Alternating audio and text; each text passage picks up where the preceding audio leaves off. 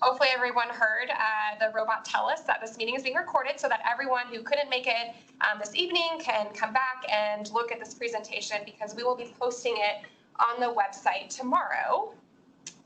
So before we begin, I did want to give a really quick housekeeping for some of the items, since we are using WebEx for this presentation. So just know that attendees will be muted during the presentation, but you can still ask questions through the question and answer function through WebEx throughout the entire meeting. So usually that Q&A box is found on the bottom right-hand corner of your WebEx window, and you can type your question to all panelists, and we'll answer your questions verbally after our presentation during our Q&A session. And if by chance we don't get to them all during our session, we will make sure that we follow up with you via email. So we've got a lot of information to share with you about this project today. First, we're going to introduce you to our team, so you know who's going to be doing the work, and you can start to put a face to the name if you have any questions during construction. Then we're going to give you a project overview and provide details on the purpose, need, and benefit of the project before we go into the construction section of the meeting, where we'll give you details on phasing, temporary impacts, and the actual construction schedule. And we'll give a quick recap in case some of the people who just logged on now weren't able to hear the entire spiel of the project before we move into our Q&A. Again, that's where we're going to answer your questions, but feel free to type them into the Q&A box now during that presentation so that we can answer them right away once we get to that. And then we're going to go ahead and wrap up our meeting. So let's introduce our wonderful team to you right now. So let's start with introducing the Lincoln Transportation and Utilities team, who's worked very hard over the last several months on this improvement project. Darren, can you kick us off with introductions? And you're muted, Darren. It had to happen sometime. Might as well start off that way. Right. I'd like to welcome everybody. My name is Darren Brown. I'm with LTU, the Wastewater Collection Division. I'll be the construction manager on site daily, working with the contractor as the project progresses. I'll also be kind of the public contact if there's any questions or concerns during construction. I think my information's at the bottom of this, at the bottom page here. So if you have any questions or concerns during construction, feel free to get a hold of me. Brian, introduce yourself. Hi, I'm Brian Kramer. I'm the superintendent of wastewater collection. I am the city's project manager on this. I've been with the city for about 20 years or so, and I'm really getting into pickleball if anybody wants to play me. But besides that, I'm going to do my best to make this project as unobtrusive as possible to the neighborhood. Thank you, Erica. Hello, I'm Erica Hill. I do communications for Lincoln Transportation Utilities. Happy to be here. I always love writing, video, audio, all of those things, storytelling. So if anyone has any further questions after this meeting, I'm happy to connect with you and help out any way I can. Thank you. All right, thank you, LTU. So let's move on to K2. K2 is the contractor that LTU is partnering with to construct this project. They are based out of Lincoln, have worked with the city on several projects over the years. Tom, can you introduce yourself? Hello, I'm Tom Rogge. I'm the managing member of K2 Construction. We started doing business in 2002. We do underground utilities, heavy highway, and geothermal. The first bursting project we did was for Offutt Air Force Base in Omaha in 2003. Okay, great. And Jeff, can you introduce yourself? Yeah, I'm Jeff Wiebert. I'm with K2 Construction. I've been there for almost 12 years now. I am the project manager for the project, so most communication will go through me. Great. And then James. And it is possible that James is not online and is having some connectivity issues. So we will move on, and James, just let me know if you can unmute yourself. So let's move on to HDR, who is also partnering with LTU on the design and engineering side of this project. Brent, can you kick us off? Hi, my name's Brent Peterson. I'm with HDR. The project, well, our lights just went off. The project engineer for the project. I've been with HDR for almost 15 years as an intern, then as a full-time engineer, working here in Lincoln the whole time. I've done several projects around town. Most of our work's underground, so you don't really see it. But, right now, we're right across the street. Our office is right across the street from this project, so we're neighbors in this. Oh, that's great. And then Darren, can you introduce yourself? Yes, good evening. I'm Darren Jack. I'm also with HDR. I am the project manager for our wastewater team and for this Lincoln downtown project. So I'll be working with Brent and the city and K2 and helping address questions and being an observer, as Brent said, from our office window. And Bree, if you could introduce yourself. Hello, my name is Bree Tenwelsen and I'm in strategic communications at HDR. I graduated from UNL in May, so I used to walk from downtown to campus every day. So I'm excited to have a small part in these big improvement projects. And then the person who's been talking for the most of the time, I'm Kristen Veldhouse. I'm also with HDR. I do communications just like Erica and Bree, born and raised in Lincoln, Nebraska, and I'm also very passionate about these kind of projects. I like being part of something that brings a lot of good to a lot of people. So with that, I'm going to pass it off to Brian Kramer.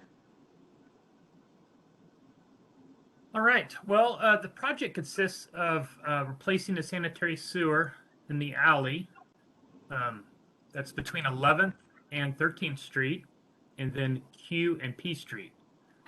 This sanitary sewer is about 900 feet long, like the slide says, and it's really fairly old. It was built in about 1888. One of the oldest sewers that we have in the city, and it's pretty much used up its useful life, and we need to replace it. And we're doing that through the capital improvement program, where we always set aside some of our money. In addition to doing new projects, we also set aside some to replace old existing sewers like this one.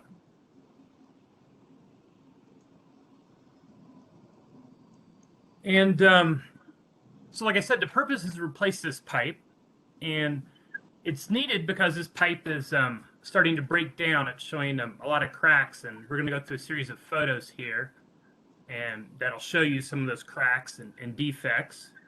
And then the benefits ultimately will be a brand new pipe in its place that will last another 100 years and bring better service to these two blocks. So this is the very first picture, and we'll go one picture ahead here, and you can see the clay pipe here. This piece actually looks pretty good. You are inside of an 8-inch pipe. You can see the water level down at the bottom of the pipe, and we're looking downstream. And there's really no cracks in this particular section, but we'll look at some of those here in a minute. In this next slide, this is just kind of one of the defects of the pipe, and you'll see a little arc there in the bottom left, and that's a service line, and you can see soil in the hole there and the edge of the pipe and a little crack going off to the right. In the old days, sometimes they just hammered a hole in the pipe to connect a service line in, and this is a really old practice, and we don't do this anymore, but this can lead to defects in the pipe and then the breakdown of the pipe over time. And here's a shot where you're looking down another section of the pipe. You can see the big long crack across the top of the pipe. And also there's a smaller one over onto the right. In the next picture, we'll zoom in on this crack. And here you can see it's getting pretty wide. It's probably 1/8 to 1/4 inch well, not diameter, but in length. And when you look at the next shot, you can see that this crack travels all the way down the length of this particular section of pipe, which is only about 4 feet long. When they install clay pipe, it comes in little 4-foot sections, and so there's a bunch of joints, and then the short lengths also allow these cracks to propagate all the way down the length of the pipe. And so this is another reason why we need to replace this particular line. And here's a little hole that's developed in the pipe. You can see the piece of clay tile that's been dislodged. Well, when we clean the pipe, often what will happen are those little pieces of clay tile will get pulled out by our cleaning equipment. And then we end up with a hole in the pipe, and additional cleaning will then start to pull the soil out from underneath the pipe, and then it'll start to collapse a little bit, start to deflect downward, and then that causes its own set of issues. It's just an example of another defect in this particular pipeline.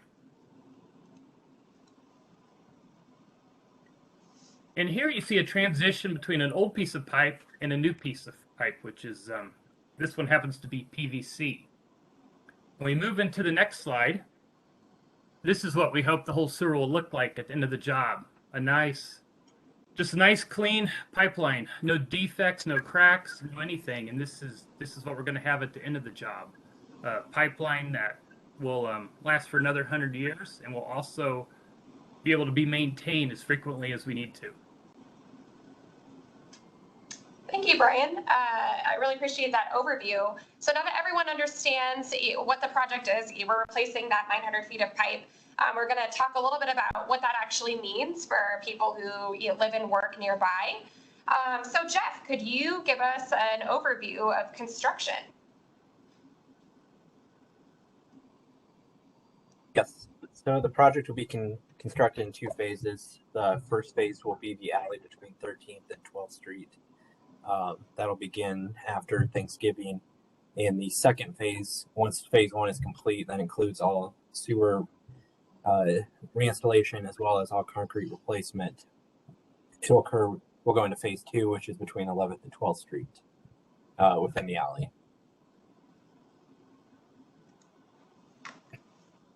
So the method that the city has chosen in installing this pipeline is via bursting.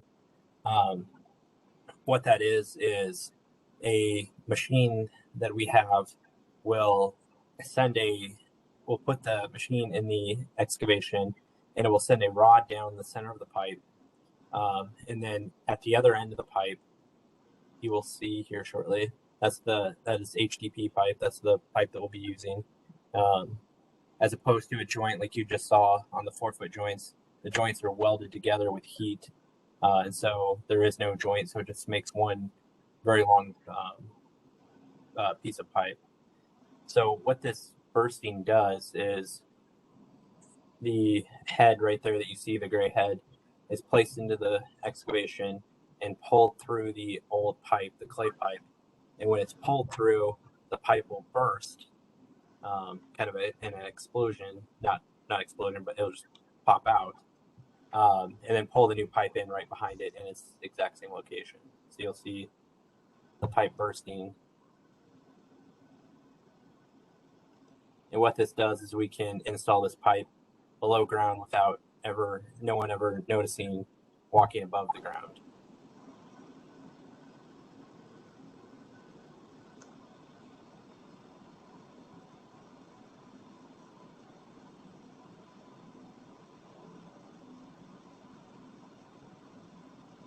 And then after it's complete, we'll backfill each excavation and move on to the next phase.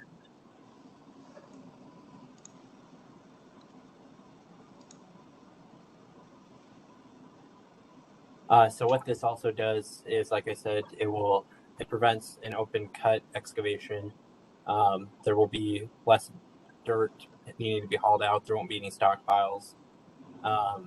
What you will see is every building along the stretch of each phase, their service will have to be excavated, located, because once the pipe is pulled through, we will quickly, as fast as we can, reconnect the existing service to the property back onto the new main. And so what you will see is you'll see excavations within the alley, and those will be the services to the properties.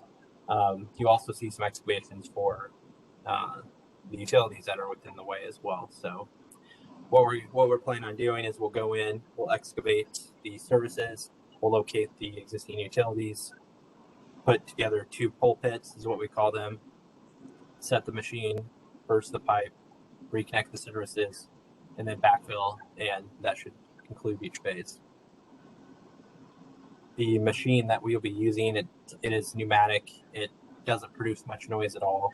Not as much as you would see on with heavy equipment that you would normally see on a sanitary sewer project. So that is one of the main reasons that the city has chosen this method of construction.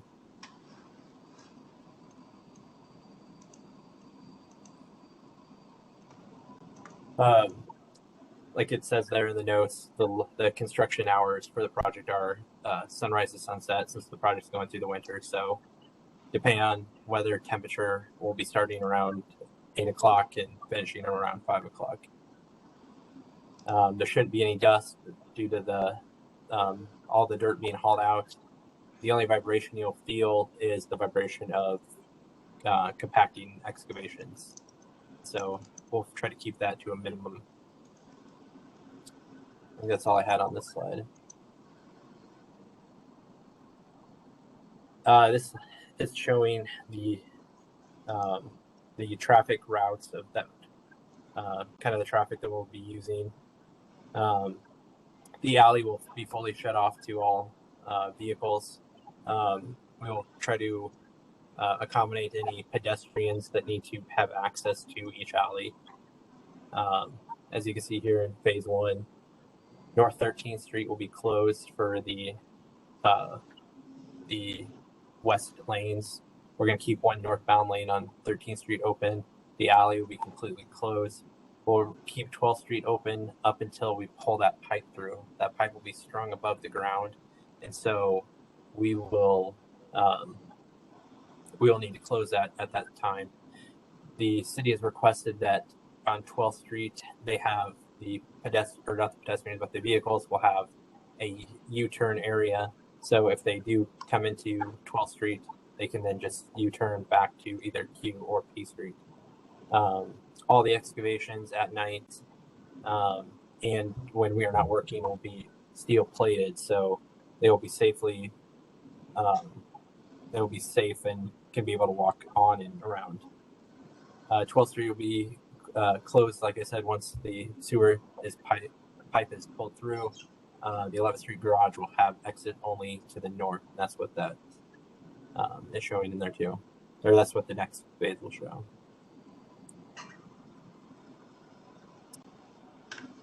Phase 2, the alley will be completely closed. 12th Street will be closed again.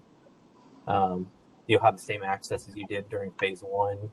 11th Street, we will be closing a portion of the alley over by the Kindler Hotel and over by the 11th Street garage. Embassy Suites will have full access to head south on 11th Street.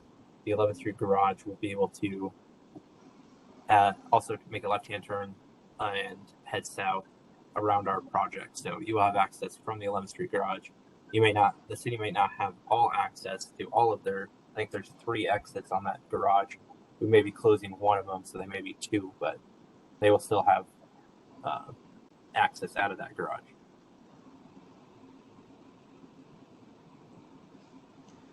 So the timeline for the project, we have a March completion date. We'll be starting just after Thanksgiving, roughly that first week of December with that first phase. We will close off the traffic control as we've shown before at that time. We'll hope to be done with phase 1 in early to mid-January, and then moving on in mid-January to phase 2.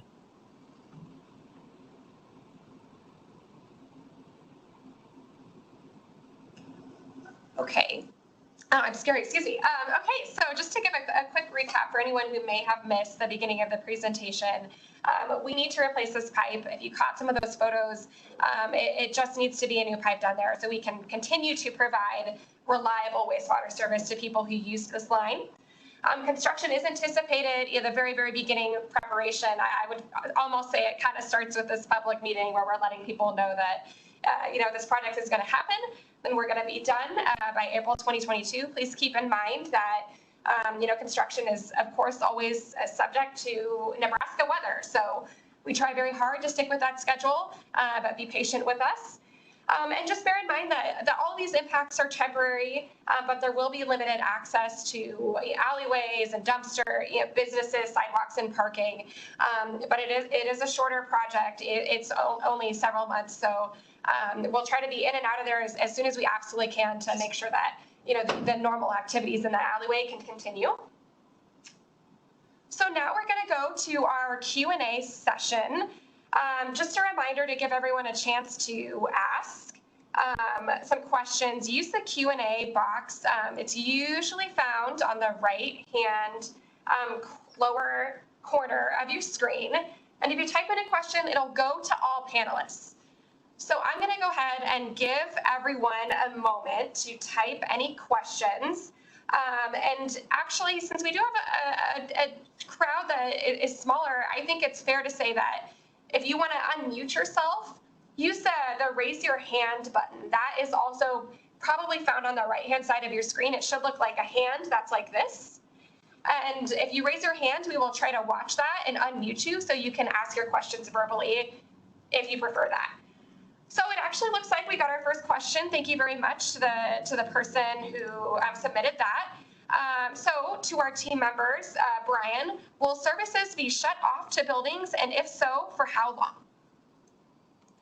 long? Services actually will not be shut off. You will continue to be able to use water as usual. The contractor might ask you to try to limit your water during a certain day of the actual pipe bursting, but overall, there will be no shutdown of your service. Thank you very much. And if you have a follow-up question, please feel free to use the question button or the question box as well. Give another minute so we give people a chance to type out their questions. Good question. That's a common one. Thank you for that.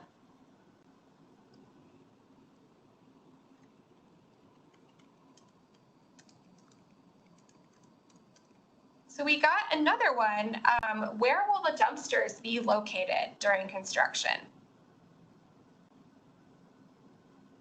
Brian, if you could go ahead and answer that.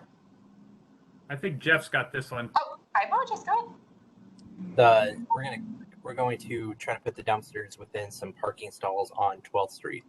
So we'll have dumpsters on both the east and west side of 12th Street for all property owners to utilize during the construction time. Great. I want to give another minute just to give everyone a chance to submit their questions. And again, use the question and answer box, type it into all panelists. Or if you want, you can raise your hand and we can unmute you and you can ask your question verbally.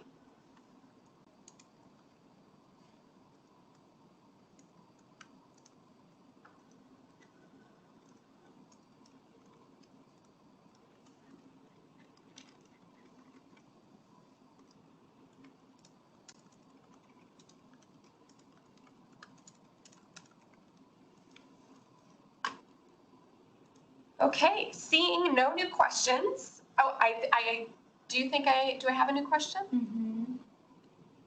I don't think I see it. Can you, I am it too. Give me 1 second and I'll find it. Oh, I see it. I apologize. So the new question is, we have a parking garage accessed off the alley. Is there a plan for relocating those? And that probably depends on the parking garage, but Brian or Jeff?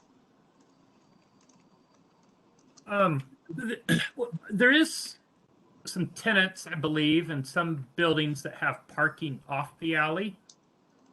And we're going to substitute it with a parking pass to one of the adjacent ramps in the area, like the Q Street ramp. So that's for the displaced parking. I'm not sure if they're referring to an actual exit from a parking ramp that goes into the alley, though. And if you would like, to the person who asked that question, if you want to provide more specificity through the chat box, or if you would like to be muted, raise your hand and we can do that for you. In the meantime, we do have another question. Again, just let us know. We have someone who said, I'm with the Great Plains Art Museum, which is along 12th Street. We have concerns regarding vibrations and our artwork storage. Would someone be willing to come for a site visit? Definitely, we can put some representatives together and come take a look. K2 would also be glad to do that as well. And as you registered, we do have your contact information, so you shouldn't need to submit that. So we'll reach out to you soon to make sure we meet with you. Okay, I got clarification on that parking garage. It's a private garage that they have at the back of the building. Okay, so I guess I believe at some point there will be no access to that garage. So those people that park there will have to, can contact me at the city, and I can get them a parking pass for one of the other city garages that are located in that general area. We can talk specifics on which garage if they have a preference. But we'll give them a monthly parking pass for 2 or 3 months, whatever is appropriate. Absolutely. I'm not seeing any more questions, but I'm going to leave the question session open a little bit longer to make sure that we answer all of them. These are all great questions. We do appreciate it.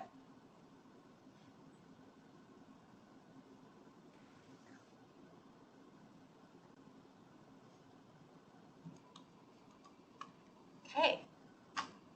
Seeing no new ones, just know, if I can get my presentation to work, that these, it's not the only opportunity that you can ask questions here tonight. We do have people available to ask your questions at any time. So their contact information is up on the screen. They're also on the website that we have that I'll share here in a minute. So definitely you feel free to reach out to either Darren or Jeff, and they can get your question answered. And as we wrap up, we actually have another request before you go. We want to know how we did today at this public meeting, and also how you would like to be engaged for future LTU efforts and public meetings. So Bree, actually in that Q&A box, put a link to a survey that we have. And if you could copy and paste that survey link into a browser and let us know that information, we would absolutely love to hear your input. And we're also going to send this link in a follow-up email tomorrow as well. So this is not the only opportunity, but we would really appreciate hearing from you through that survey. And with that, we will wrap up this meeting. And I just wanted to say thank you to everyone for taking the time to learn more about the project. If you want to send project information to your friends and family, or if you want to refer back to this recorded presentation, go to lincoln.ne.gov and you can search in the search bar downtown pipe replacement and find the website there. So thank you again, and we will let everyone get back to their evenings on this gorgeously warm November day.